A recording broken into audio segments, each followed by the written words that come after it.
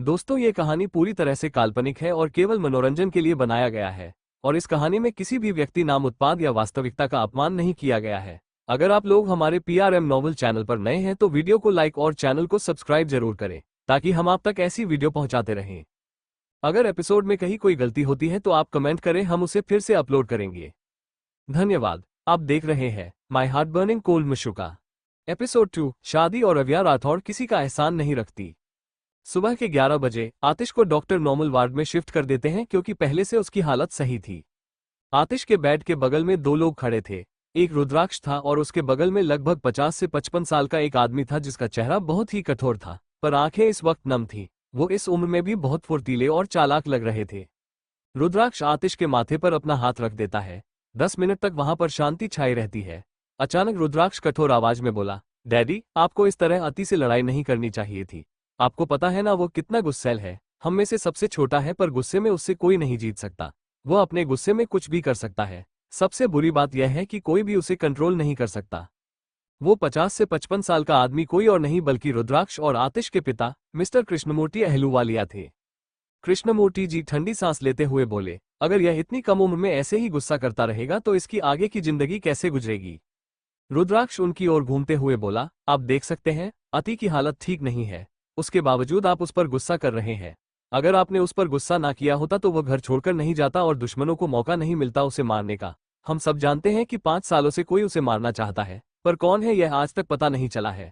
और आप हमेशा उसके साथ ऐसा व्यवहार करते हैं जैसे वो आपका दुश्मन हो। मिस्टर कृष्णमूर्ति घूर के रुद्राक्ष की ओर देखते हुए बोले, तुमने ही उसे बिगाड़ा है। खैर, वो मेरा बेटा है, मुझे उसकी चिंता है। अब ये बताओ आगे क्या करना है, क्योंकि यह अपने साथ गार्ड को भी नहीं रखता है और अपने प्राइवेट विला में अकेले ही रहता है। इस तरह में दुश्मन कभी भी उसे मार सकता है। कृष्णमूर्ति जी बहुत ज्यादा परेशान थे। उनसे आतिश की यह हालत देखी नहीं जा रही थी, मगर कुछ नहीं कर सकते थे। रुद्राक्ष को कुछ सोचता देख कृष्णमूर्ति जी ने मुंह बनाकर कहा, अगर तुम कोई रास्ता नहीं निकाल सकते तो हमें उसकी शादी कर देनी चाहिए। पर इन नवाबजादे को तो लड़कियां ही नहीं पसंद। इनफैक्ट लड़कियां कौन है यही नहीं पता। एक काम करो, अपने असिस्टेंट रोहन के साथ ही इसकी शादी कर दो। कम से कम इसके कदम घर में तो एल रुकेंगे। मुझे फर्क नहीं पड़ता कि एक लड़का मेरी बहू बन रहा है। रुद्राक्ष गुस्से से बोला, शट अप, मेरे पास एक आइडिया है, पर मैं वो बाद में बताऊंगा। आप यहीं पर रहें, मैं थोड़ी देर में आता हूँ। इतना कहते ही वो बाहर निकल गया और किसी को कॉल करने लगा। कृष्णमूर्ति जी बिना भाव के आतिश को देख रहे थे, फिर अपनी आंखें बंद करके खुद से बोले, अगर आज तुम जिंदा होती तो यह इस तरह हर चीज में अपनी मनमानी नहीं करता। तुम क्यों हमें छोड़कर चली गई, इसलिए ये इतना बिगड़ चुका है और मुझे अपना दुश्मन समझने लगा है। वो अपनी आंखें बंद कर लेते हैं क्योंकि उनके दिल में एक अजीब सा दर्द उठ रहा था। वहीं दूसरी तरफ चारों तरफ अंधेरा ही अंधेरा था। एक लड़की बड़े से ग्राउंड में खड़ी थी। उसने आर्मी के स्पेशल फोर्स की यूनिफॉर्म पहनी हुई थी। उसके चेहरे पर कोई भाव नहीं था। वो बिल्कुल एक रोबोटिक गर्ल की तरह थी। उसकी उम्र लगभग 20 साल थी। तभी उसके सामने खड़े इंसान ने उसके मुंह पर एक पेपर फेंकते हुए गुस्से में कहा, तुम किसी काम की नहीं हो। आर्मी ऑफिसर के नाम पर तुम एक कलंक हो। तुम्हें अभी और इसी वक्त आर्मी से निकाला जाता है, क्योंकि ऐसे कायल लोगों की जगह यहाँ नहीं है। अभी और इसी वक्त मेरी नजरों से दूर हो जाओ और कभी अपनी शक्ल मत दिखाना। उस आदमी की उम्र लगभग 50 साल थी। उसने भी आर्मी की यूनिफॉर्म पहनी थी और वो बहुत गुस्से में था। तभी उसके बगल में खड़े एक दूसरे आर्मी ऑफिसर ने चिंता से कहा, सर, आप ये क्या कर रहे हैं।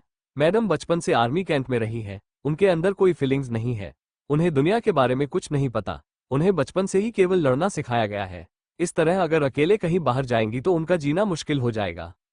वो आदमी उस लड़की को देखते हुए उंगली दिखाकर बोला, ये जिए या मरे कोई फर्क नहीं पड़ता। मैं दोबारा इसकी शक्ल नहीं देखना चाहता।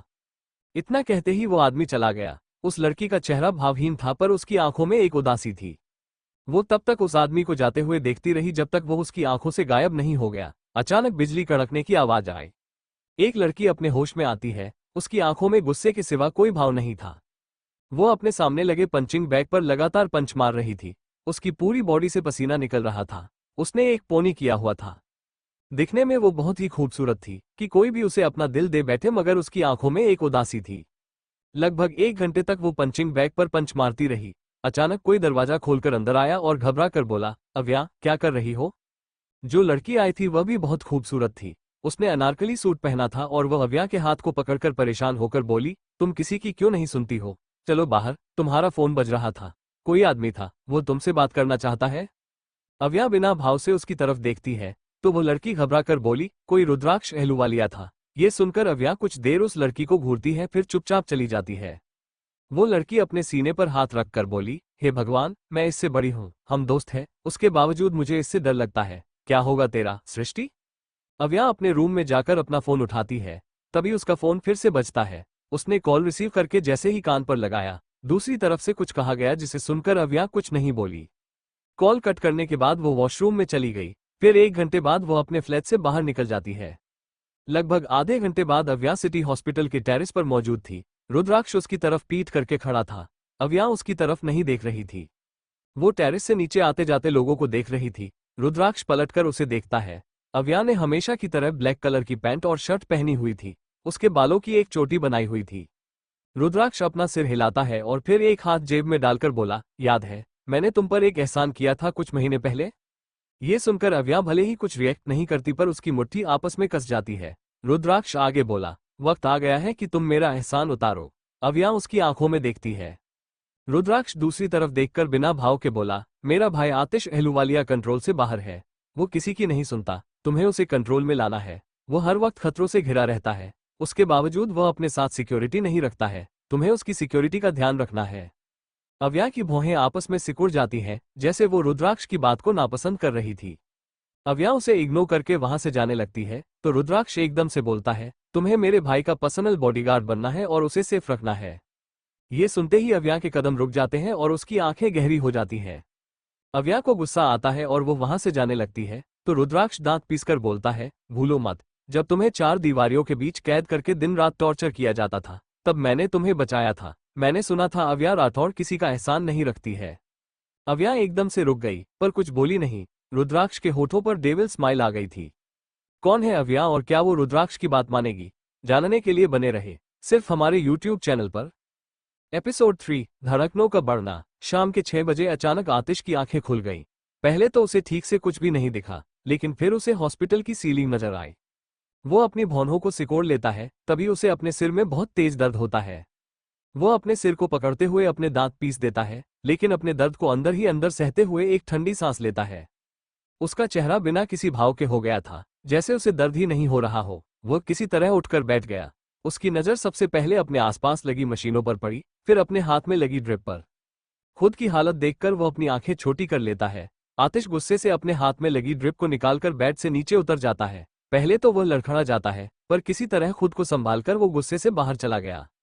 उसका चेहरा बहुत ही ज्यादा कोल्ड था। बाहर उसे कोई भी नजर नहीं आया। आतिश की आंखें गहरी होने लगी। वो लिफ्ट से नीचे जाने वाला था, पर लिफ्ट खुल ही नहीं रही थी। वो गुस्से से सीढ़ियों से नीचे जाने लगा। अभी वो 2 फ्लोर ही नीचे उतरा था कि उसका सिर भारी होने लगा और उसकी आंखों के सामने अंधेरा आने लगा। उसका शरीर ढीला पड़ने लगा।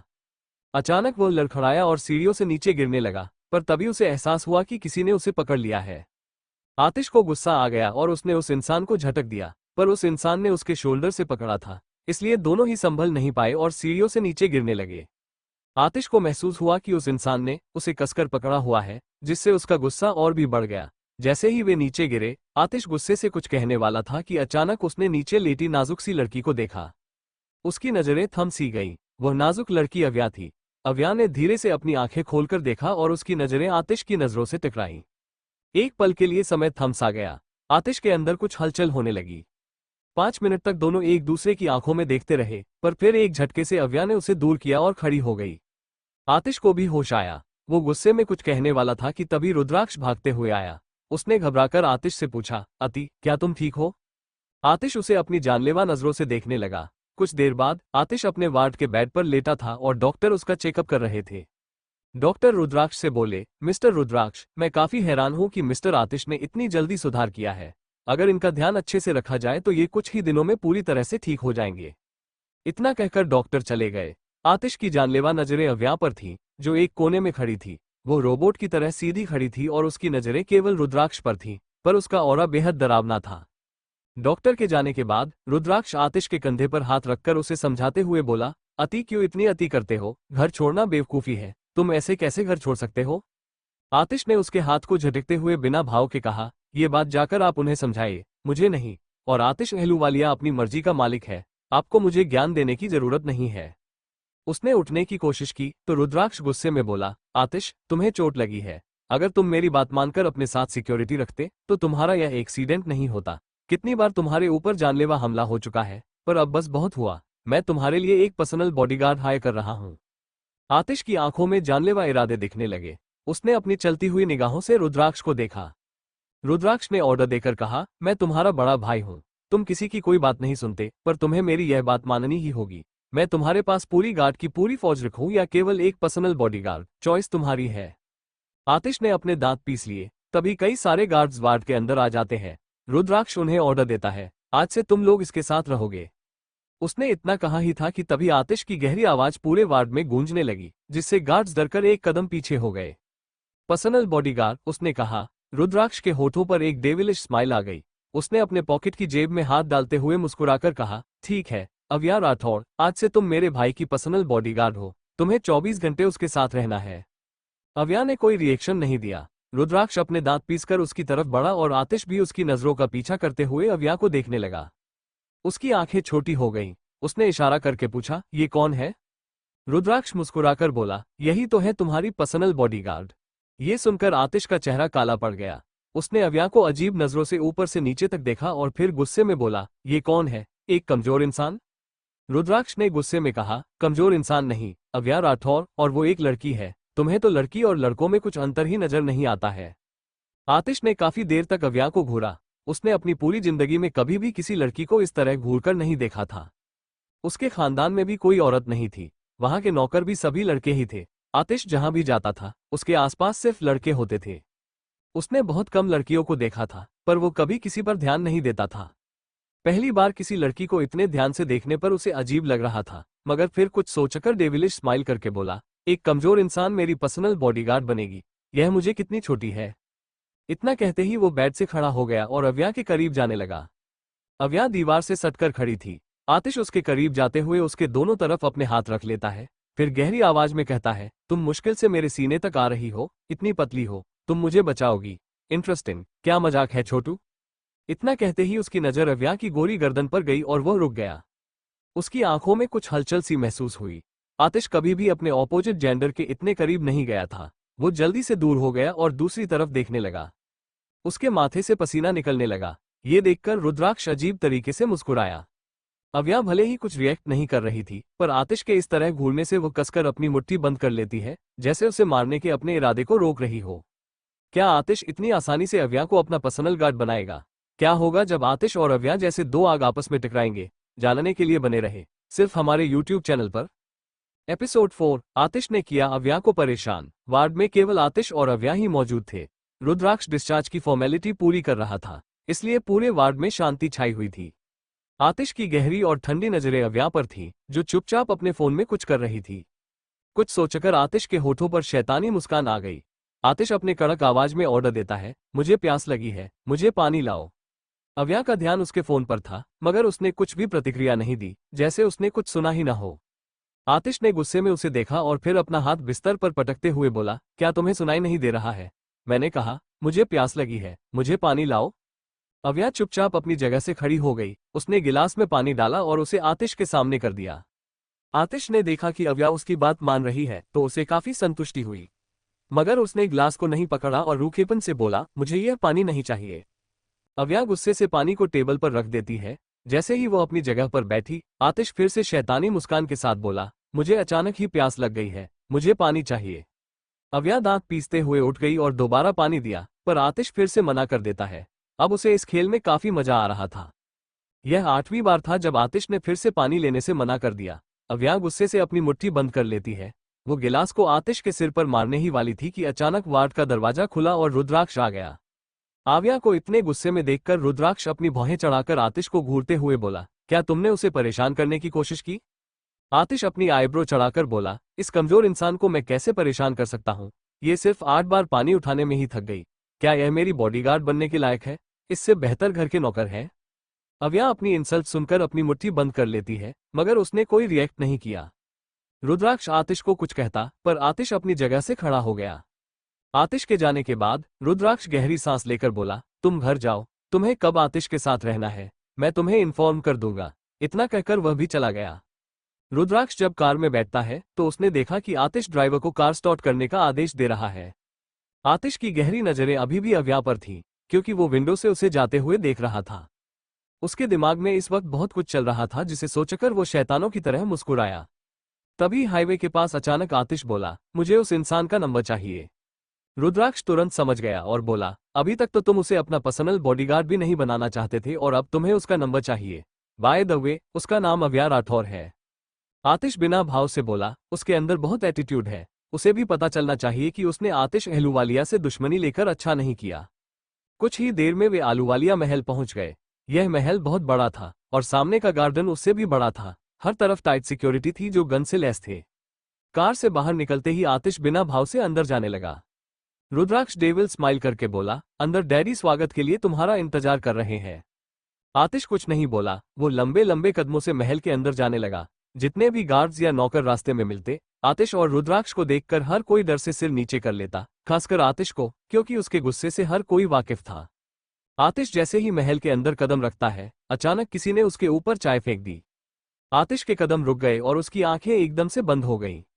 रुद्राक्ष भी अपनी जगह पर खड़े होकर आंखें बंद कर लेता है और खुद से बड़बड़ाया, यार कहीं यह महाभारत फिर से ना शुरू हो जाए। आतिश अपने रुमाल से अपने चेहरे को पोंछते हुए ठंडे भाव से सामने देखता है तो मिस्टर कृष्णमूर्ति आलूवालिया खड़े थे, यानी आतिश और रुद्राक्ष के डैड। मिस्टर कृष्णमूर्ति गुस्से से आतिश को देखते हुए बोले, तुम तो घर छोड़कर चले गए थे, अब क्यों आए हो मेरे घर? आतिश डेविल स्माइल करके बोला, मैं तो चला ही गया था, पर मुझे एहसास हुआ कि अगर मैं चला गया तो रोज रोज आपको गुस्सा देकर आपका बीपी कौन बढ़ाएगा। मेरे बिना तो आपकी जिंदगी रूखी सूखी हो जाएगी। कृष्णमूर्ति जी गुस्से से बोले, बदतमीज। उनका बीपी सच में हाई होने लगा था। वहीं दूसरी तरफ आव्या अपने फ्लैट पहुंच जाती है। सृष्टि उसे देखकर खुश होकर बोलती है, अव्या, मैंने तुम्हारे लिए आज पनीर बनाया है, खाकर बताओ क्या ये टेस्टी है। वो अव्या को जबरदस्ती डाइनिंग टेबल पर लेकर आती है और उसे खाना परोस कर देती है। अव्या बिना भाव के खाना देख रही थी, जो आधा जला हुआ था। फिर उसने सृष्टि को देखा, जो बहुत खुश लग रही थी। उसने अपना सिर हिलाया और एक बाइट लिया। खाने में सिर्फ नमक भरा पड़ा था, पर अव्या चुपचाप खा रही थी। सृष्टि खुश होकर बोली, कैसा बना है? अव्या बस अपना सिर हिला देती है। सृष्टि बहुत ही ज्यादा खुश हो गई थी। फिर उसने अव्या से पूछा, तुम कहाँ गई थी अव्या? अव्या रुक गई। वो बहुत कम बोलती थी। उसने अपने होठों को दबाया और धीरे से कहा, जॉब। सृष्टि हैरानी से बोली, क्या तुम्हें जॉब मिल गई? तुम्हारे पास तो खुद इतना पैसा है कि तुम जिंदगी भर पूरे देश को खिला सकती हो। उसने इतना कहा ही था कि उसे एहसास हुआ कि उसने कुछ गलत कह दिया। वो माफी मांगती है, सॉरी, मुझे माफ कर दो। उसने देखा कि अव्या कुछ भी रिएक्ट नहीं कर रही थी। अव्या उठी और वहां से चली गई। सृष्टि काफी उदास हो गई थी। उसने खुद से कहा, काश कोई तुम्हारी भी लाइफ में आए जो तुम्हें हंसना सिखाए, बोलना सिखाए और अपनी फीलिंग शेयर करना सिखाए।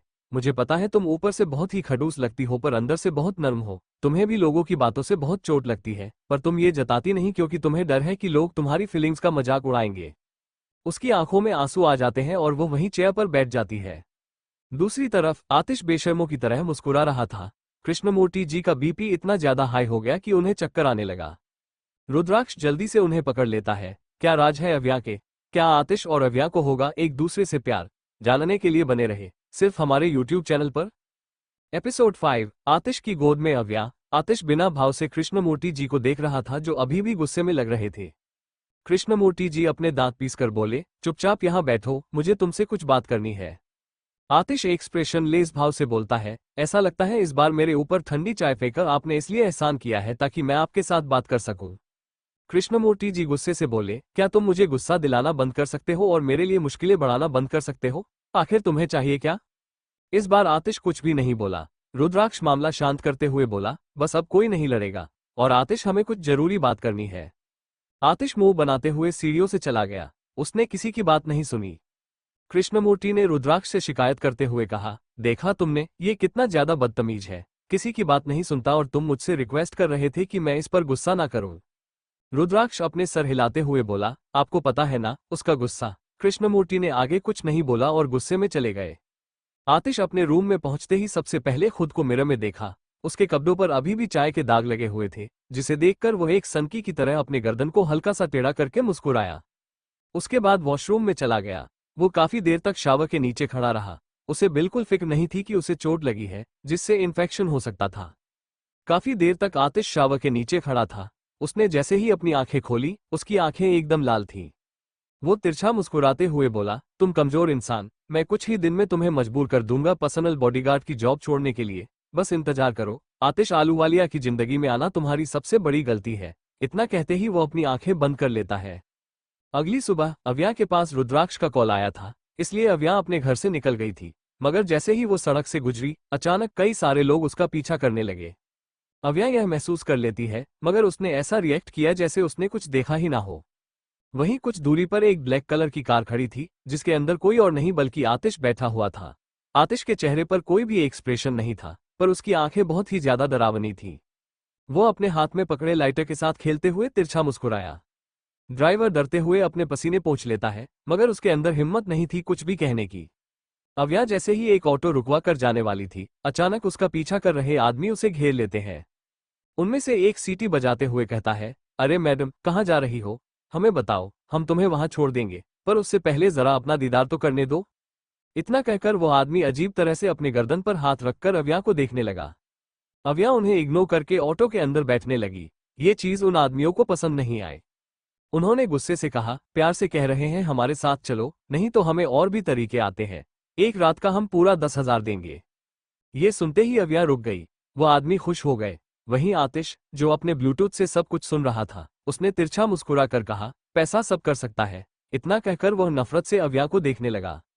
वहीं अव्या की आंखों में भी एक चमक थी। वह आदमी को देखकर शांति से बोली, चलो। वे 4 से 5 लोग थे। वे खुशी खुशी आतिश की कार की तरफ देखते हैं और फिर अव्या को एक होटल की तरफ लेकर जाने लगे। पर रास्ते में ही एक छोटी सी गली थी। अव्या आगे आगे चल रही थी, मगर उसकी आंखों में एक ठंडी चमक थी। कुछ देर बाद अव्या अपनी दमदार पर्सनैलिटी के साथ उस गली से वापस आए। उसने अपनी आंखों पर गॉगल्स लगा लिया और अपनी आस्तीन को चढ़ाते हुए एक ऑटो रोककर उसमें बैठ गई। आतिश की आंखों में एक अजीब सा भाव आ गया। उसने ड्राइवर को देखा। ड्राइवर कार से उतरकर उसी गली में गया और कुछ देर बाद डरते हुए आया। कार को स्टार्ट करते हुए उसने डर कर कहा, छोटे यंग मास्टर, वे सभी गुंडे बहुत बुरी हालत में पड़े हैं। उनकी हड्डियां तक टूट चुकी हैं, शायद ही वे कभी चल पाएंगे। ये सुनकर आतिश मुस्कुराकर बोला, इंटरेस्टिंग। आतिश अहलूवालिया को टक्कर के दुश्मन ही पसंद है। कुछ देर में उसकी कार वहां से निकल जाती है। अव्या रुद्राक्ष के साथ एक होटल में थी। रुद्राक्ष उसे प्राइवेट रूम में छोड़ते हुए एक नंबर देते हुए बोला, यह अति का नंबर है। वो कुछ देर में यहाँ आ जाएगा। तब तक मैं एक जरूरी काम करके आता हूँ, और उसकी मीटिंग यहीं पर है। तुम्हें पूरा समय उसके साथ रहना है। इतना कहते ही रुद्राक्ष चला गया। अव्या चुपचाप अपनी जगह पर बैठी थी, फिर अपने फोन को चलाने लगी। देखते ही देखते आधे घंटे बीत गए। अव्या अपनी आंखें छोटी करके अपनी घड़ी में समय देखी, मगर अभी तक आतिश नहीं आया था। वहीं आतिश उसके बगल वाले ही प्राइवेट रूम में बैठा था। उसकी नजरें अपने लैपटॉप पर थीं। वो अव्या को साफ देख पा रहा था कि वो उसका इंतजार कर रही थी। आतिश डेविल स्माइल करते हुए अपने लाइटर से खेलते हुए बोला, अब कमजोर इंसान, तुम्हारा यह इंतजार कभी खत्म नहीं होगा। कहते ही वो किसी डेविल की तरह मुस्कुराया। उसकी ठंडी आभा के कारण पूरे रूम का माहौल बहुत ही ज्यादा डरावना हो चुका था। 1 घंटा और बीत चुका था। अव्या समय देखती है। धीरे धीरे उसकी आंखें गुस्से में लाल हो रही थीं। आतिश ने देखा, अव्या उठकर अपनी जगह से जा रही थी। वो मुस्कुराया, पर अचानक उसकी मुस्कुराहट गायब हो गई क्योंकि किसी ने बहुत ही जोर से उसके रूम का दरवाजा तोड़ दिया था। आतिश ने दरवाजे की तरफ देखा। वहां पर अव्या बिना भाव से खड़ी थी। उसे देखते ही उसकी आंखें छोटी हो गईं। अव्या बहुत गुस्से से चलते हुए आतिश के पास आती है। उसने अपना पैर आतिश के बगल में रखा और अपने दोनों हाथ उसके अगल बगल रखकर उसे बुरी तरह घूरने लगी।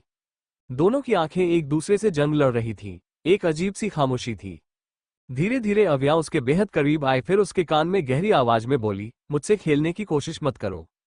उसकी आवाज बहुत ही कठोर थी, पर आतिश को ऐसा लग रहा था जैसे आसपास म्यूजिक बज रहा हो। उसकी आंखें और भी ज्यादा गहरी होने लगी। वो धीरे से बोला, इंटरेस्टिंग। पहली बार आतिश आलूवालिया को किसी में इंटरेस्ट आया है। आतिश को अव्या में काफी ज्यादा इंटरेस्ट आने लगा था कि उसने कैसे उसे ढूंढ लिया। वो हल्का सा मुस्कुराया और अगले पल अव्या की कमर में हाथ डालकर उसे अपने ऊपर खींच लिया।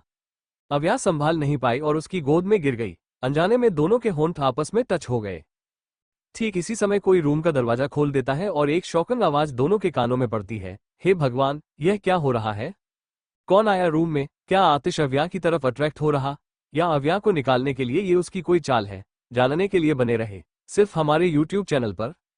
एपिसोड 6। यह मेरी पर्सनल गार्ड है। अव्या अभी भी आतिश की गोद में बैठी हुई थी। दोनों दरवाजे की तरफ देख रहे थे जहां पर एक व्यक्ति खड़ा था। वो बहुत ही हैंडसम था। उसकी उम्र लगभग 25 साल थी। उसने सफेद शर्ट और काली पैंट पहनी थी। वो थोड़ा चौंका हुआ लग रहा था, जबकि आतिश और अव्या को कोई फर्क नहीं पड़ रहा था। अव्या अभी भी आतिश की गोद में बैठी हुई थी और आतिश ने उसकी कमर को पकड़ा हुआ था, क्योंकि उन्हें नहीं पता था कि रोमांटिक होना किसे कहते हैं। वो लड़का कमरे के अंदर आते हुए हैरानी से बोला, आतिश, यह मैं क्या देख रहा हूँ? क्या सच में तुम एक लड़की के साथ हो? आतिश ने अपनी आईब्रो ऊपर करते हुए एक्सप्रेशनलेस भाव से कहा, मैं बस एक कमजोर इंसान के साथ हूँ। वेद। वेद आतिश के दूर के भाई का बेटा था। भले ही आतिश उससे छोटा था, पर वो वेद का अंकल लगता था। वेद अपनी हैरानी को छिपा नहीं पा रहा था। उसने मुंह बनाकर कहा, आतिश, क्या तुम इस लड़की को पसंद करते हो? क्या तुम शादी करने वाले हो? क्या ये तुम्हारी गर्लफ्रेंड है? क्या तुम दोनों यहाँ रात बिताने आए हो? वेद के इतने सारे सवाल सुनकर आतिश और अव्या दोनों ही डरावनी नजरों से उसे देखने लगे। आतिश ने अपनी कठोर आवाज में कहा, अंकल कहो। वेद का मुंह बन गया। वो आतिश से केवल 2 साल बड़ा था और बिल्कुल भी उसे अंकल नहीं बोलने वाला था। उसे चुप देखकर आतिश की आंखें गुस्से में लाल हो गईं। वेद ही नहीं, हर कोई आतिश के गुस्से से डरता था। इसलिए वेद जल्दी से दबी हुई आवाज में बोला, अंकल, क्या आप ठीक हैं? पर क्या मैं जा सकता हूँ? प्लीज, ये सुंदर लड़की कौन है और यह आपकी गोद में क्यों बैठी है? आतिश ने कोल्ड भाव से कहा, यह मेरी पर्सनल गार्ड है, मेरी सिक्योरिटी के लिए यहाँ पर है, ताकि कोई मुझे मार न दे। मैं बस इसका टेस्ट ले रहा था। वेद वैसे एक प्लेबॉय था, वो साफ देख पा रहा था कि आतिश और अव्या कितने रोमांटिक तरीके से एक दूसरे के पास है। आतिश ने गुस्से से वेद को घूरते हुए कहा, गेट आउट, मुझे मेरा टेस्ट लेने दो। वेद थोड़ा हंसते हुए पूछता है, आतिश, तुम्हारी गोद में एक सुंदर लड़की बैठी है और तुम कह रहे हो कि वह तुम्हारी पर्सनल गार्ड है और तुम टेस्ट ले रहे हो। क्या मैं जान सकता हूं कि यह किस तरह का टेस्ट है जो गोद में बैठकर लिया जाता है? फिर अव्या को देखते हुए बड़ी सी मुस्कुराहट के साथ फ्लर्टिंग आवाज में बोला, मिस, क्या आप सच में पर्सनल बॉडीगार्ड हैं? मुझे यकीन नहीं हो रहा। जरूर तुम आतिश की गर्लफ्रेंड होगी। हो ना हो तुम दोनों एक दूसरे से प्यार करते होगे। अव्या काफी ज्यादा कंफ्यूज नजर आ रही थी, क्योंकि उसने अपनी पूरी जिंदगी केवल आर्मी के मिशन में बिताई थी।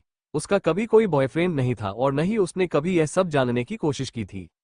इसलिए उसे गर्लफ्रेंड, लवर या हस्बैंड वाइफ के बारे में कुछ नहीं पता था। वो गुस्से से अपनी मुट्ठी बंद करके वेद को देखती है। उसका चेहरा बहुत ही डरावना हो गया था, जिससे वेद भी डर गया। वो खुद को हंसने से रोक नहीं पाया। तुम दोनों कितने डरावना लग रहे हो। जरूर तुम गर्लफ्रेंड बॉयफ्रेंड हो। मैं आज ही बड़े अंकल से बात करूंगा। अव्या ने कभी किसी से बात नहीं की थी, पर वो गर्लफ्रेंड का मतलब जानना चाहती थी। उसने आतिश के गले में हाथ डालकर वेद को गुस्से में घूरते हुए पूछा, गर्लफ्रेंड क्या है? आतिश को रोमांटिक होना नहीं पता था, नहीं उसे शादी जैसी चीजों के बारे में ज्यादा पता था। पर वेद प्लेबॉय था, जिस कारण आतिश को गर्लफ्रेंड बॉयफ्रेंड का मतलब थोड़ा बहुत पता था।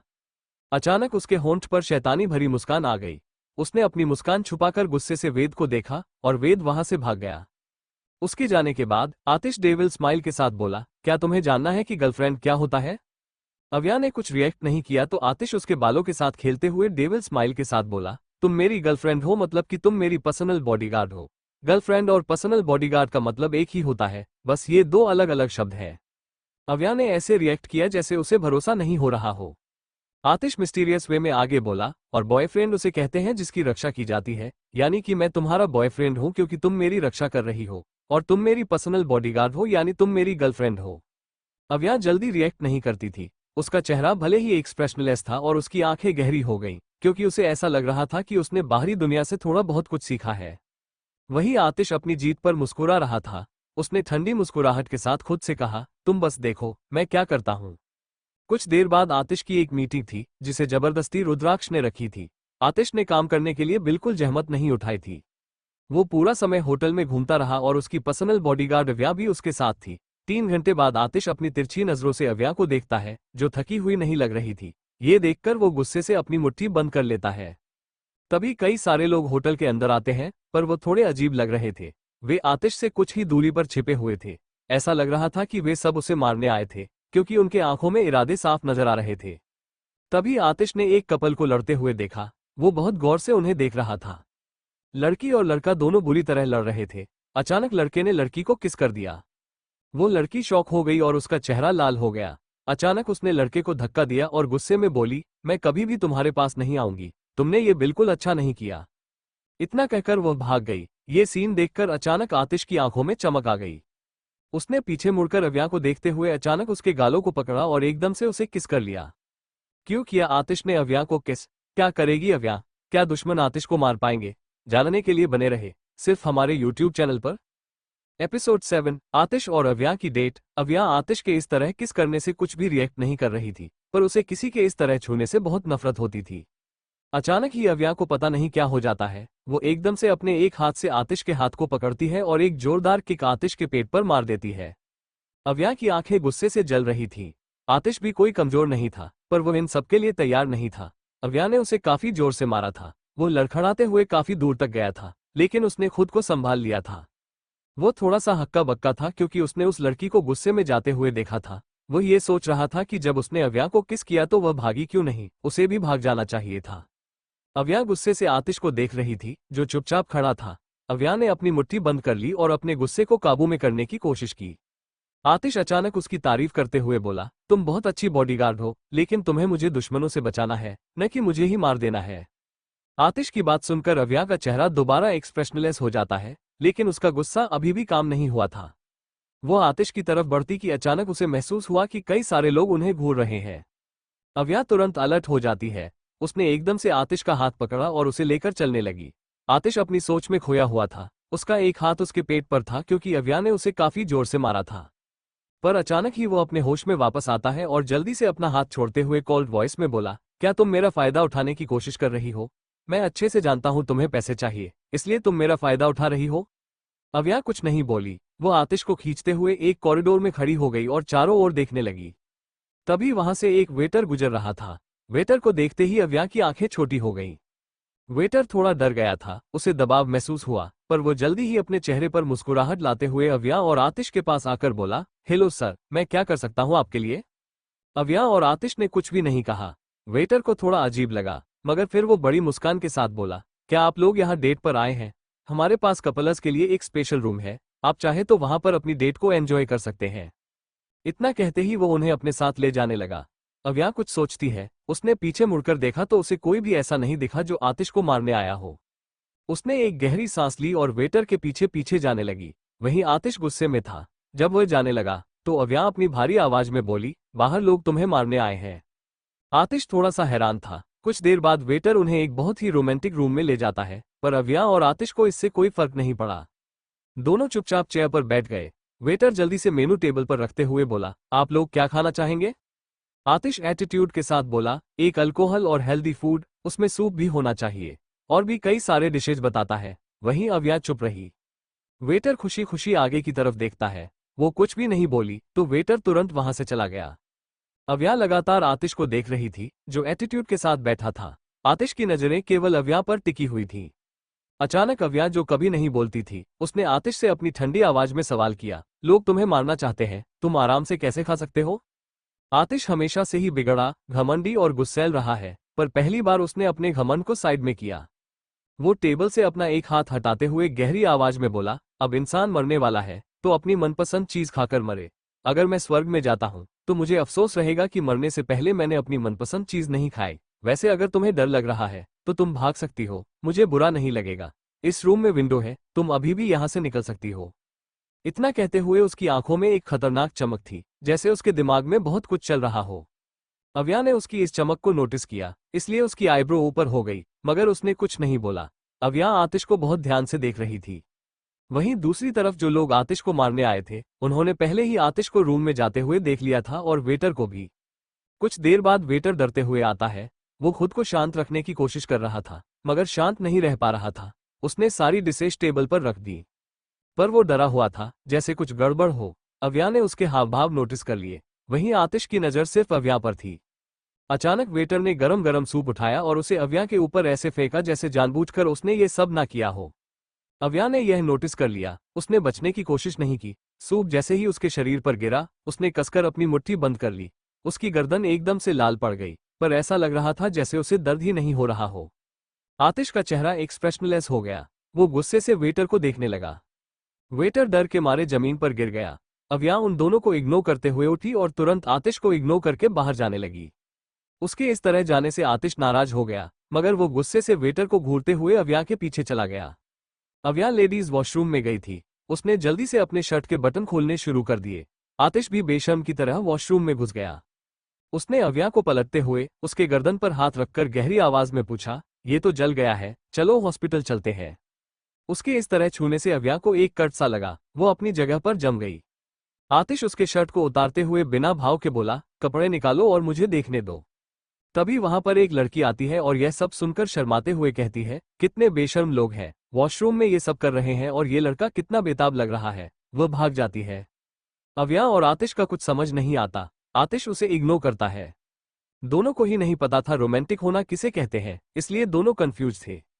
पर अव्या जल्दी ही होश में आकर आतिश को दूर करते हुए ठंडी आवाज में बोली, दूर रहो। वो अपने जख्म को पानी से धुलना चाहती थी, पर आतिश उसे छोड़ ही नहीं रहा था। वहीं आतिश के निकलते ही दुश्मन उसे मारने के लिए रूम में आ गए थे, पर आतिश को न पाकर वो सब गुस्से से वेटर को देखने लगे। कंटिन्यू। क्या अव्या आतिश को बचा पाएगी? जानने के लिए बने रहे सिर्फ हमारे YouTube चैनल पर। एपिसोड 8। वाइफी, तुम्हें दर्द हो रहा। आतिश को बिल्कुल भी शर्म नहीं आ रही थी कि वो अव्या के साथ लेडीज वॉशरूम में है। आतिश की आंखों में पहली बार चिंता नजर आ रही थी। यही नहीं, अव्या पहली लड़की थी जो आतिश के करीब आई थी। आतिश को भले ही फील न हो रहा हो, पर वो अव्या की तरफ अट्रैक्ट हो रहा था। आतिश गहरी आंखों से अव्या के गर्दन पर जले हुए निशान को देखकर कोल्ड वॉइस में बोला, अंडरस्को, इसे कोल्ड वाटर से वॉश करो।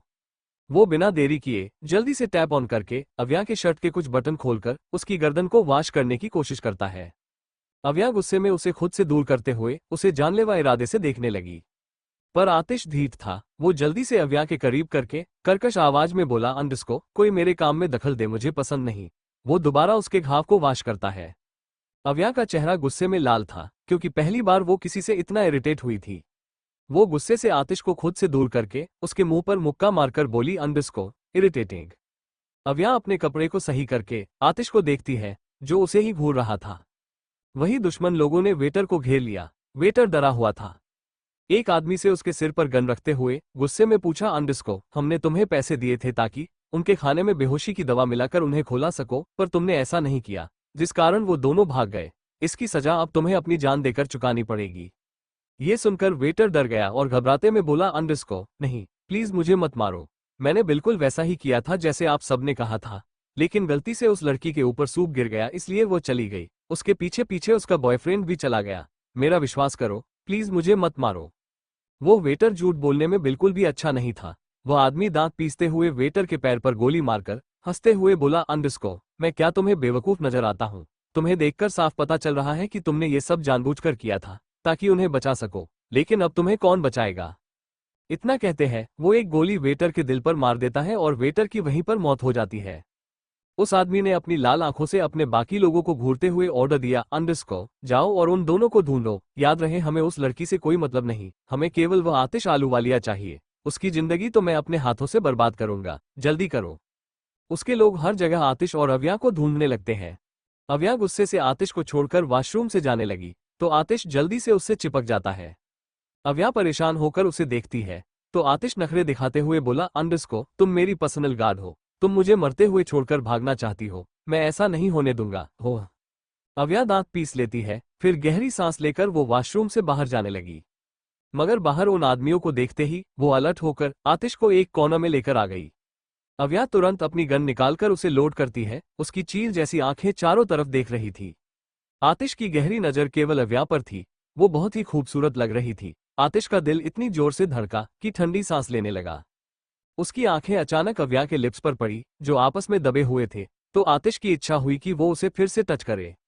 वो धीरे से अव्या के होठों के करीब बढ़ने लगा। अव्या उसे ठंडी निगाहों से घूरने लगी, तो आतिश रुक गया और इधर उधर देखने लगा। अव्या जैसे ही सामने आ रहे एक आदमी पर फायर करती है, बाकी सब भी उधर आने लगे। अव्या एकदम से एक आदमी की तरफ गई और उसकी गर्दन पकड़कर मरोड़ दिया। फिर उसने दूसरे आदमी के सीने पर किक मारा। उसने बाकी लोगों को शट कर दिया। उसका निशाना बिल्कुल सटीक था। ये देखकर आतिश का इंटरेस्ट अव्या में बढ़ने लगा। उसके होठों पर मिस्टीरियस मुस्कान आ गई। अव्या राठौड़, आतिश अहलूवालिया को काबू में करना इतना आसान नहीं। इतना बोलते ही वो वहां से गायब हो गया। अव्या दुश्मनों से लड़कर जैसे ही आतिश के पास गई, आतिश को वहां न देखकर उसकी आईब्रो आपस में सिकुड़ गई। वो गुस्से से आसपास देखने लगी। वही आतिश रेस्टोरेंट से बाहर की तरफ जा रहा था। अचानक कई मिस्टीरियस लोग उसका पीछा करने लगे। वो जैसे ही कार की तरफ जा रहा था, सामने वाली बिल्डिंग से एक आदमी अपनी राइफल से आतिश के ऊपर निशाना बनाने लगा। उसने गोली चला दी। अव्या ने ये 6वीं मंजिल से देख लिया। उसका चेहरा सीरियस हो गया। वो एकदम से कॉरिडोर में लगे कांच को तोड़ते हुए जंप करती है उसे बिल्कुल भी डर नहीं लग रहा था। गोली आतिश की तरफ बढ़ रही थी, पर अव्या आतिश के सामने जंप करते हुए उसे अपनी बाहों में भरते हुए दूसरी साइड हट गई, पर वो दोनों खुद को संभाल भी नहीं पाए और जमीन पर गिर गए। आतिश हैरान था, लेकिन उसे अजीब सी महक आई। उसकी नजर जैसे ही अव्या के बाजू से बहते खून पर गई, उसकी समझे लाल हो गई। वो अपनी मुट्ठी बंद कर लेता है। सामने बिल्डिंग वाले आदमी ने जब देखा आतिश बच गया, तो वो गुस्से से बोला, अंडरस्को, ये हर बार कैसे बच जाता है, पर एक दिन मैं इसे मारकर रहूंगा। वो अजीब तरीके से मुस्कुराते हुए भागने लगा। उसी वक्त पुलिस के सायरन की आवाज सुनकर आतिश और अव्या होश में आते ही दोनों जैसे से खड़े हो गए। अव्या गुस्से में दूसरी बिल्डिंग की तरफ भागने वाली थी, पर आतिश उसे रोककर बिना किसी भाव से बोला, अंडरस्को, वो जा चुका है। अव्या गुस्से में उसे देखती है। वो आतिश से परेशान थी, क्योंकि अगर वो समय पर ना आती तो आतिश को गोली लग चुकी होती। तभी बगल से एक शादी का जोड़ा गुजरा। लड़की नाराज थी। लड़का उसे लाल गुलाब देते हुए मानकर बोला, अंडरस्को, वाइफी, मान जाओ, गुस्सा मत करो, तुम बहुत खूबसूरत हो, इसलिए तुम मेरी वाइफी हो और मैं तुम्हारा हैंडसम बेबी। ये सुनकर आतिश के कान खड़े हो गए। उसे गर्लफ्रेंड से ज्यादा वाइफी शब्द पसंद आया। वो तिरछी नजरों से अव्या को घूरते हुए उसकी कमर को पकड़ लेता है। अव्या तीखी नजर से उसे घूरती है, तो आतिश मिस्टीरियस मुस्कान के साथ बोला, अंडरस्को, मैं तुम्हारा बॉयफ्रेंड हूँ और तुम मेरी खूबसूरत पर्सनल बॉडीगार्ड, मतलब गर्लफ्रेंड और वाइफी। आज से मैं तुम्हें वाइफी बोलूंगा और तुम मुझे अति बेबी। ओक। अव्या कुछ नहीं बोली, तो आतिश कॉल वॉइस में ऑर्डर देता है, अंडरस्को, अगर तुमने मेरी बात नहीं मानी तो मैं तुम्हें तब तक परेशान करूंगा जब तक मैं जिंदा हूं। अव्या उसे इग्नोर करके पुलिस वालों को देखने लगी। इंस्पेक्टर जल्दी से आकर गंभीर आवाज में बोले, अंडरस्को, मुझे मिस्टर रुद्राक्ष ने भेजा, वो भी आ रहे हैं। क्या आप बता सकती हैं कि यहाँ क्या हुआ और किन लोगों ने हमला किया?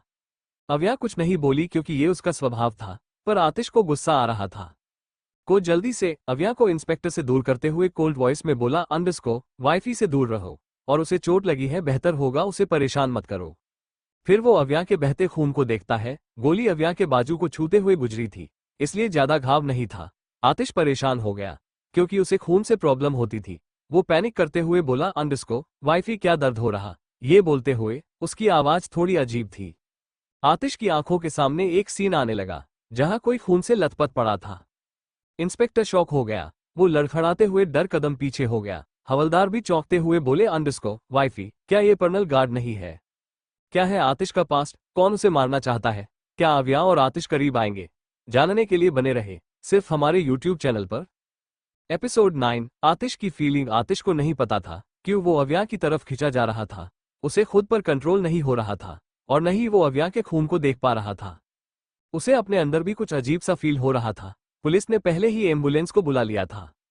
एम्बुलेंस के आते ही आतिश किसी की नहीं सुनता और जबरदस्ती को लेकर चला गया। इंस्पेक्टर ने शॉक होकर कहा, अंडरस्को, मिस्टर आतिश अहलूवालिया की स्पीड देखकर मुझे डर है, कहीं वो एम्बुलेंस में ही कुछ न कर दे। जल्दी चलो और मिस्टर रुद्राक्ष को भी हॉस्पिटल आने को बोलो। सभी हॉस्पिटल के लिए निकल गए। एम्बुलेंस में काफी चीज हुई। हॉस्पिटल पहुंचते ही जैसे ही एम्बुलेंस रुकी, रुद्राक्ष जो पहले ही पहुंच चुका था, उसने गेट खोला। इस बीच अव्या जम गई थी। उसका चेहरा अभी भी खतरनाक रूप से लाल था। वो सांस लेने की हिम्मत नहीं कर पा रही थी। दुर्भाग्यवश रुद्राक्ष अंदर के नजारे को देखकर जम गया। हे भगवान, प्लीज मुझे मारने के लिए बिजली का झटका दीजिए, और इस अति को भी, रुद्राक्ष मन ही मन बोला। सभी ने देखा कि कैसे आतिश और अव्या एम्बुलेंस के फर्श पर एक साथ लिपटे हुए हैं। उसकी नजर उनके लाल चेहरों से लेकर उनके आपस में जुड़े हुए पैरों और उसके पैरों की उंगलियों पर चली गई। अव्या ने पैंट भी नहीं पहनी थी, बल्कि आतिश की शर्ट को उसने कमर पर अच्छे से बांधा था। किसी को कुछ समझ नहीं आ रहा था कि कुछ ही देर में एम्बुलेंस के अंदर क्या हुआ था। आपके लव सेशन को इंटरप्टेड करने के लिए सॉरी, रुद्राक्ष ने अजीब भाव से कहा, जबकि वो अभी भी उन दोनों को फर्श पर उलझे हुए अजीब सी सिचुएशन में घूरना जारी रखता है। वो यहां तक कि उनके एक दूसरे को छूने के तरीके पर एक नुकीली नजर डालता है। अव्या आतिश के ऊपर से हटती है। बुरे लोग, आतिश ने आश्चर्य से एम्बुलेंस से छलांग लगाते हुए कहा, लेकिन उसे एहसास हुआ कि वह और अव्या दोनों एक ही समय में आगे बढ़े थे, जबकि उनके पैर अभी भी आपस में उलझे हुए थे। वे एक अजीब तरह से एक साथ फर्श पर गिर गए। दोनों के सिर एक जोरदार आवाज के साथ आपस में टकराए। आउच, आतिश ने अपना सिर रगड़ते हुए कराहते हुए कहा, तुम्हारा सिर सच में पत्थर है, वाइफी। फिर भी वो उसे ऊपर उठाने के लिए हाथ बढ़ाता है। अव्या चिढ़कर उसे दूर कर देती है और अपने आप खड़ी हो जाती है। फिर भी आतिश उसके ऊपर खींचने के लिए हाथ आगे बढ़ाता है। अव्या उसे दूर कर देती है और उसे गुस्से में घूरती है। तुम्हारा सिर तो जैसे बहुत सॉफ्ट है, अव्या टोंट मारती है और वो बदला लेने के लिए उसके पेट पर एक तेज घूंसा मारती है। सब कुछ उसकी गलती थी। वह निराश हो जाती है क्योंकि वह सब कुछ आतिश के कारण हो रहा था। अव्या अब रुद्राक्ष को देखने लगी। अब जब मैंने तुम्हारा ध्यान आकर्षित कर लिया है तो मेरे पास एक जरूरी खबर है जिसे मैं तुम दोनों को सुनाना चाहता हूँ। रुद्राक्ष मुंह बनाकर बोला, पर वो वाइफी शब्द सुनकर शौक था। फिर वो दोनों को घूरते हुए आगे बोला, फिर तुम दोनों बाद में अपना लव सेशन जारी रख सकते हो जब अव्या के घावों पर पट्टी बंध जाएगी। मुझे दवा की जरूरत नहीं, अव्या सख्त भाव से बोली। उसके बगल में खड़ा आतिश को गुस्सा आने लगा। वैसे मुझे नहीं जानना तुम दोनों ने अंदर क्या किया, मैं यहाँ बस तुम दोनों की मदद करने के लिए हूँ। तुम्हारे घाव को अभी भी इलाज की जरूरत है, रुद्राक्ष ने शांति से कहा, लेकिन खुद को हंसने से रोकने की बहुत कोशिश की क्योंकि अव्या और आतिश को देखकर ऐसा लग रहा था जैसे उन्हें कोई फर्क नहीं पड़ रहा हो कि वो किस हालत में है। अव्या गुस्से में आतिश को घूरती है। आतिश उसे बेशर्म की तरह देखता है, लेकिन वह फिर भी उसका हाथ पकड़ने की कोशिश करता है, लेकिन अव्या के चेहरे पर एक उदास भाव आ जाता है। इंस्पेक्टर ने हैरानी से कहा, अंडरस्को, आप दोनों ने अंदर क्या किया? क्या आप रोमांस करने में बिजी थे, वो भी इस हालत में? है कोई इसका जवाब चाहता था। आतिश घूरते हुए बोला, वाइफी के ऊपर गर्म सूप गिरा था तो मैंने पैंट उतारने में मदद की ताकि उसे जलन न हो। अव्या बस आतिश की हर बात से इतनी थकी हुई थी कि वो ये जॉब अब छोड़ना चाहती थी। वो कभी इतना परेशान नहीं हुई। उसे पता था आतिश की बातें गलत वे में सब ले रहे, पर उसने कभी खुद के लिए कोई सफाई नहीं दी थी, इसलिए वो चुप रही। अव्या ने फिर से आतिश के साथ अकेले कहीं न जाने की मन ही मन कसम खाए। तभी रुद्राक्ष इरिटेट होकर बोला, जिसने अति को मारने की कोशिश की उसका पता हम लगा रहे, और अव्या तुम डॉक्टर के पास जाओ। अव्या आतिश की गार्ड थी, वो उसे छोड़कर नहीं जा सकती थी, इसलिए वो आतिश को गुस्से में घूरती है। आतिश इस बात से खुश था कि अव्या ने उसे इग्नोर नहीं किया। अव्या डॉक्टर के पास जा रही थी। आतिश भी उसका हाथ जबरदस्ती पकड़कर उसके पीछे गया। रुद्राक्ष लगभग आतिश की पीछे हिलती हुई पूंछ को इमेजिन कर सकता था। ये बेहद दयनीय था, और अगर उनके पिता ने दोनों के रिश्ते के लिए अव्या को रिजेक्ट कर दिया तो रुद्राक्ष को नहीं पता था क्या होगा। वाइफी, तुमने मुझे इग्नोर करना बंद कर दिया है, आतिश खुश होकर कहता है। डॉक्टर ने अव्या की बाह पर पट्टी बांधते हुए चुपचाप अपनी आंखें घुमाई।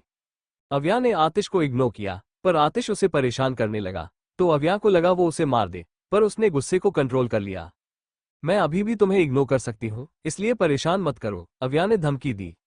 आतिश ने तुरंत अपने चेहरे से मुस्कान मिटा दी। वो अव्या से उदास भाव से चिपका दिया। चिपको नहीं, वो इम्पेशेंट होकर बोली। अव्या ने आज तक एक साथ इतने शब्द कभी नहीं कहे थे। अव्या ने गुस्से को शांत किया और आतिश को इग्नोर करके सोचा कि वो बाकी इंपॉर्टेंट चीजों पर ध्यान देगी। उसका फोन बजा। उसने तुरंत फोन में आए मैसेज को आतिश को दिखाया। आतिश जैसे कहीं खो गया। अचानक अव्या के ध्यान में कोई आया। अव्या तुरंत आतिश का ध्यान आकर्षित करने के लिए उसके सामने हाथ हिलाती है। आतिश चौंक गया, जैसे कि उसे अभी अभी एहसास हुआ हो कि अव्या उसके बगल में थी। अव्या ने उसे शक भरी नजरों से देखा। आतिश ने उससे नजरें मिलाने से इनकार कर दिया, जो बहुत अजीब था। उसने पहले कभी उसके चेहरे को भूलने का मौका नहीं छोड़ा था। मेरे साथ कुछ भी गलत नहीं है, इसलिए ऐसे मत घूरो, आतिश बिना भाव से बोला। उसने अव्या के चेहरे पर एक नजर डाली और फिर नजरें फेर ली। अव्या उसे इग्नोर करके बिना भाव सामने देखने लगी। अचानक वो थी और जाने लगी। डॉक्टर हैरान हो गई। वाइफी, तुम अचानक इतनी पीली क्यों लग रही हो? तुम बीमार हो? आतिश बड़बड़ाता है जब वो देखता है कि अव्या ने पैरों में दवा नहीं लगवाई है। डॉक्टर परेशान होकर बोली, प्लीज बैठ जाइए। आतिश जबरदस्ती उसे बैठा देता है, लेकिन अव्या उसे इग्नोर कर देती है, जबकि आतिश का चेहरा थोड़ा लाल था। फिर वह थोड़ा झुकता है ताकि वह अव्या के कंधे पर झुक सके, इतना करीब कि उसकी गर्दन को सहला सके। इस बीच डॉक्टर ने आह भरी। लविंग कपल को संभालना वाकई मुश्किल होता है। वो अव्या की पट्टियां बांधने में लग गई। रुद्राक्ष ने भी आह भरी। उसे अजीब सा एहसास हो रहा था कि वो कोई रोमांटिक कॉमेडी देख रहा है। सिर्फ उसका छोटा भाई ही प्यार में पागल हीरो है और अव्या चुपचाप रहने वाली लेकिन गुप्त रूप से देखभाल करने वाली हीरोइन है। ये कैसे पॉसिबल था? वहीं आतिश ने देखा कि कैसे उनके हाथ इतने करीब थे कि वे एक दूसरे को छू रहे थे। वो झट से अव्या का हाथ पकड़ लेता है। क्यों आतिश अव्या के इतना अट्रैक्ट हो रहा? क्या अव्या आतिश की फीलिंग समझेगी? क्या आतिश को पता है कि कौन उसे मारना चाहता है? जानने के लिए बने रहे सिर्फ हमारे YouTube चैनल पर। एपिसोड 10, आतिश का पागलपन। अव्या की पट्टी हो गई और पुलिस भी कुछ पूछताछ करके जा चुकी थी। अब आतिश, अव्या और रुद्राक्ष को घर जाना था। अचानक आतिश ने अव्या से कहा, मैं पहले तुम्हारे लिए खाना खरीदूंगा क्योंकि तुमने ठीक से खाना नहीं खाया था। वे तीनों एम्बुलेंस से बाहर निकलते हैं और रुद्राक्ष की कार की तरफ बढ़ते हैं क्योंकि वो एम्बुलेंस में दोबारा बैठ गए थे। तुम्हारी कार? अव्या ने अचानक रूखे स्वर में आतिश से धीरे से पूछा, क्योंकि उसे याद था आतिश की कार तो होटल में ही है। तुम्हें मेरी बहुत फिक्र है वाइफी, आतिश ने मुस्कुराते हुए कहा, और तुरंत ही उसे एक थप्पड़ पड़ा। उनसे थोड़ा आगे चलते हुए रुद्राक्ष की भौहें तन जाती हैं क्योंकि वो अपने भाई को बेझिझक फ्लर्ट करते हुए सुनता है। वो और तेजी से चलता है, उनके बीच की दूरी बढ़ाता है और अपनी कार तक पहले पहुंचकर ड्राइवर की सीट पर बैठ जाता है। पीछे अव्या और आतिश अभी भी आराम से चल रहे थे, पर अचानक अव्या की स्पीड बढ़ गई। ये देखकर आतिश मुंह बनाकर बोला, जितनी जल्दी हम कार तक पहुंचेंगे मुझे तुम्हारे साथ उतना ही कम समय बिताने का मौका मिलेगा, इसलिए धीरे चलो। अव्या उसे दांत पीसते हुए देखती है। वाइफी गुस्से में क्यूट लग रही हो। आतिश तारीफों की लिस्ट बनाने लगा और अव्या उसे फिर से थप्पड़ मारना चाहती थी, लेकिन तभी उसने देखा कि एक कार की हेडलाइट्स तेजी से उनकी ओर आ रही है। इससे पहले कि अव्या आतिश को सड़क से हटाकर बचा पाती, आतिश ने पहले ही उसे धक्का देकर हटा दिया। अव्या हैरानी से सोचने नहीं, ये कितना बेवकूफ है। अगर उसके पास समय होता तो वो उसे डांटती कि वो उसे क्यों बचाने की कोशिश कर रहा था। सौभाग्य से वो उसका हाथ पकड़ने में कामयाब रही और उसे अपने साथ खींच लिया, लेकिन वे सड़क के किनारे गिर पड़े।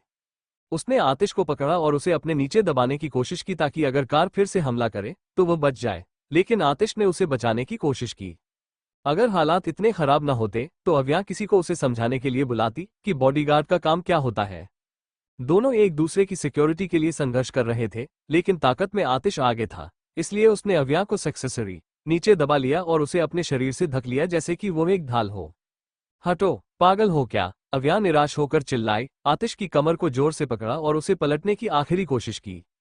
आतिश ने कुछ नहीं कहा, उसने बस उसके परेशान चेहरे को देखा और इतनी प्यारी मुस्कान दी कि वो उसे डांटना ही भूल गई। फिर वो नीचे झुका और उसके होठों पर हल्का सा चूमा। अव्या को लगा कि उसका दिल एक साथ रुक गया और धड़कने लगा। पीछे से कारों के हॉर्न की तेज आवाजें आ रही थीं, लेकिन अव्या को सिर्फ अपने दिल की धड़कन और उनके होठों के अलग होने की नर्म आवाज सुनाई दे रही थी। आतिश अभी भी मुस्कुरा रहा था, जैसे उसने अपनी जिंदगी की सबसे बड़ी खुशी पाली हो। उसकी आंखों में कार की हेडलाइट्स की रोशनी चमक रही थी, लेकिन उसकी आंखें उससे भी ज्यादा चमकदार थीं, और उस पल में वो किसी पागल जैसा लग रहा था। इससे अव्या की सांस अटक गई। फिर उसे याद आया कि वे अभी भी खतरे में है, और उसने उसके ध्यान को भटकाने के लिए उसे पलट दिया ताकि वो उसके ऊपर हो जाए और उसकी रक्षा कर सके। फिर वह आतिश की ओर मुड़ी और तुरंत उसके पेट पर घूंसा मारा। वो अचानक घूंसे से नीचे गिर गया। ये किस लिए था? आतिश ने दुखी होकर पूछा। तुम्हें अभी भी पूछने की जरूरत है? तुमने मुझे क्यों हटाया? मुझे तुम्हारी रक्षा करनी चाहिए थी। अव्या चिल्लाई। वो उस किस के बारे में बात नहीं करने वाली थी जो उसे अचानक मिला था। वाइफी, आतिश ने मजाकिया लहजे में कहा। उसकी आंखों में चमक थी और वो उसे घूर रहा था। आह मेंटल, अव्या ने चिढ़ते हुए कहा। तुम मेरे लिए ये सब इतना मुश्किल क्यों बना रहे हो? अव्या ने थकान से भरे चेहरे के साथ आतिश से शिकायत की। आतिश मुस्कुराया। ये देखकर अव्या ने रूखेपन से कहा, बेवकूफ। आतिश ने अव्या को बचाया। उस वक्त वो सिर्फ दो बातों के बारे में सोच रहा था। 1. वो अव्या को जिंदा और सही सलामत देखना चाहता था, और 2. वो अपनी जिंदगी में कम से कम एक बार अव्या को किस करना चाहता था। आतिश फिर से अव्या को किस करता है? अव्या ने चिल्लाते हुए कहा, तुम वाकई बहुत बड़े बदमाश हो। आतिश मुंह बनाकर कॉल वॉइस में बोला, मैं बदमाश नहीं हूं, मुझे हस्बैंड बोलो। अव्या ने उसे गुस्से भरी नजरों से देखते हुए खुद से कहा, तुम सच में परेशान करने वाले हो। आतिश ने प्यार भरी नजर से उसे देखा और फिर उसकी बांह खींचते हुए कहा, वाइफी चलो मेरे काम के बाद मेरे घर चलते हैं। वही रुद्राक्ष दांत पीसते हुए अपनी कार में बैठा ये सब देख रहा था। उसका बीपी हाई होने लगा। रुद्राक्ष का मन कर रहा था वो आतिश के दिमाग को खोलकर देखे कि उसमें क्या है। रुद्राक्ष गुस्से से अपना हाथ स्टीयरिंग व्हील पर मारते हुए बोला, इस लड़के को अब पागलखाने की जरूरत है। आखिर इसे हो क्या गया है? कहीं ये अव्या को परेशान करके भागना तो नहीं चाहता, या ये सच में उसे पसंद करने लगा? वो थोड़ा परेशान हो गया। तभी उसने देखा वो कार दोबारा आतिश को मारने के लिए उसकी तरफ बढ़ रही है। रुद्राक्ष का चेहरा गुस्से में लाल हो गया। क्या आतिश को होने लगा है अव्या से प्यार? क्या अव्या कभी उसे अपनाएगी? कौन आतिश को मारने की कोशिश कर रहा है? जानने के लिए बने रहे सिर्फ हमारे YouTube चैनल पर। आगे का एपिसोड सुनने के लिए आप हमें कमेंट करें।